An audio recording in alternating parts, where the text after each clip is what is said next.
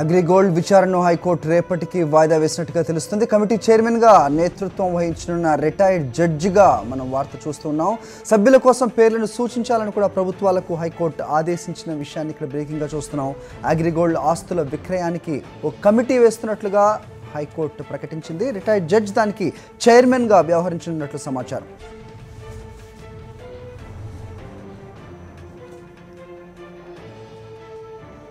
మరిన్ని వివరాలు మా కరెస్పాండెంట్ వాసుని అడిగి తెలుసుకుందాం. వాసు, చెప్పండి. అయితే ఇవాళ విచారణకు సంస్థ చైర్మన్ హాజరు కావాల్సిందని ఇంతకు ముందు హైకోర్టు చెప్పిన విషయం మనం చూసాం. మరి హాజరయ్యారా? అలాగే రేపటికి వాయిదా పడిన విషయాన్ని కూడా మనం ఇక్కడ గమనిస్తున్నాం. వివరాలేంటి, మరిన్ని అప్డేట్స్ ఏంటి వాసు? హరి, మొత్తం మీద హైకోర్టు బాధితులకు న్యాయం చేసే దిశగా అడుగులు వేస్తుంది. ఎందుకంటే అగ్రిగోల్డ్ బాధితులు దాదాపు 8 రాష్ట్రాల్లో 30 లక్షల మంది బాధితులు దాదాపు 10,000 కోట్ల రూపాయల ఆస్తులు సమర్పించాల్సింది. కానీ కొద్దిసేపటి క్రితమే సిఐడి చీఫ్ను కూడా కోర్టుకు హాజరు కావాలని కోరింది. మరోపక్క అగ్రిగోల్డ్ చైర్మన్తో పాటు 4 డైరెక్టర్లు కూడా హాజరయ్యారు. ఈ నేపథ్యంలో కూడా ఏపీ ప్రభుత్వానికి హైకోర్టు ఆదేశాలు జారీ చేసింది. 5 సభ్యుల కమిటీ, ఒక రిటైర్డ్ జడ్జితో పాటు 4, ఒక తెలంగాణ ప్రజలతో పాటు మరికొంతమంది నిపుణులతో కూడినటువంటి కమిటీని ఏర్పాటు చేయాలని. దీంతో పాటు మనతో పాటు మాట్లాడడానికి న్యాయవాది ఉన్నారు. చెప్పండి, హైకోర్టు ఆదేశాలు ఏ విధంగా ఉన్నాయి? ఎందుకంటే దాదాపు బాధితులకు న్యాయం జరుగుతుందని భావించవచ్చా? ఈరోజు క్లియర్ కట్గా నమ్మకం అయితే వచ్చింది.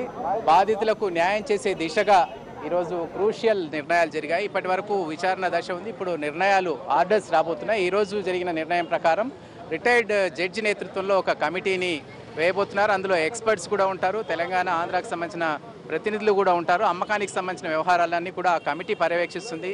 ధర్మాసనం ప్రతి పైసా కూడా అగ్రిగోల్డ్ సంబంధించిన ఆస్తులు మొత్తం ఈ 7,000 కోట్లకు సంబంధించిన వ్యవహారంలో మొత్తం అమ్మి, ఇంకా అవసరమైతే ఇప్పుడు 14 ఆస్తులు చూపిస్తున్నారు, అవే కాకుండా ఇంకా అవసరమైతే అమ్మేందుకు కూడా చర్యలు తీసుకుంటామని హైకోర్టు చెప్తున్న నేపథ్యంలో ఇప్పటి నుంచి ఒక నిర్దిష్టమైన రోడ్ మ్యాప్ రాబోతుందనే చెప్పొచ్చు. రేపు క్లియర్ కట్గా రేపు ఆర్డర్స్ రాబోతున్నాయి.